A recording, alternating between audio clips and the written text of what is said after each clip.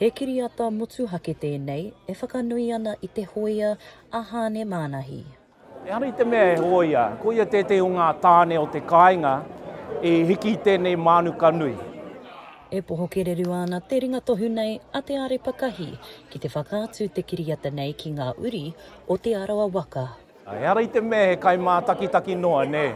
Koira pēr te rereke nui mo te whakarewatanga I tēnei waka.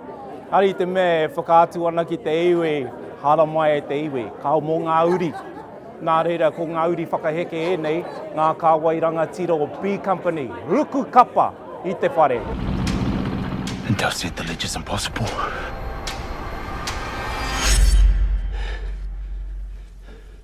Why moi?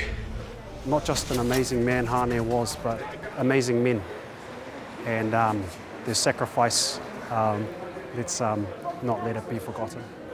Ko Alex Tarrant, te kiripuaki o Sgt.Haane Manahi, e ki ana ko te mea matua mōna te tūtakingatanga ki te whānau manahi. The reality of the situation, I mean, war is not a, in no ways should it be glorified, but I think in order for it to, for us to understand the truth, it needs to be remembered.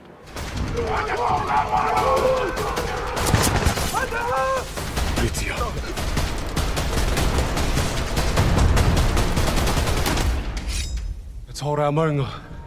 I reire ki te whakaro te rapea, me kororo ki te kingi o Ingarangi, ke homai hia tēnā te Wikitoria, kia tutuki pai ai tēnei. Seeing photos of faces that we grew up with, my uncles, his uncles, beautiful. Just brings it back to your ngākau and to your manawa, what they did for us. We know in our hearts, Haane Manahi is Haane Manahi VC. That's all that matters.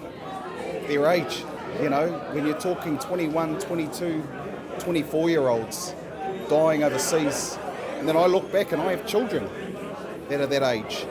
So it's very important for me that for Anzac Day, that we never forget that, because it's so easy to go, well, that's part of history now, we should let that lie, but we should never let that lie.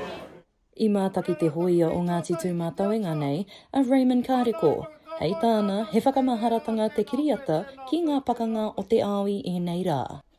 I would hope that the young sailors, soldiers and aviators today see that there is something bigger than just them. It's bigger than the individual. It's about doing what's right in the interests of what our country needs of us. Hei te rā toru te kau o Apareira, ka whakatūwhera ki ngā whare kiriata hurino I te motu. Maioha Pānapa, Aukaha.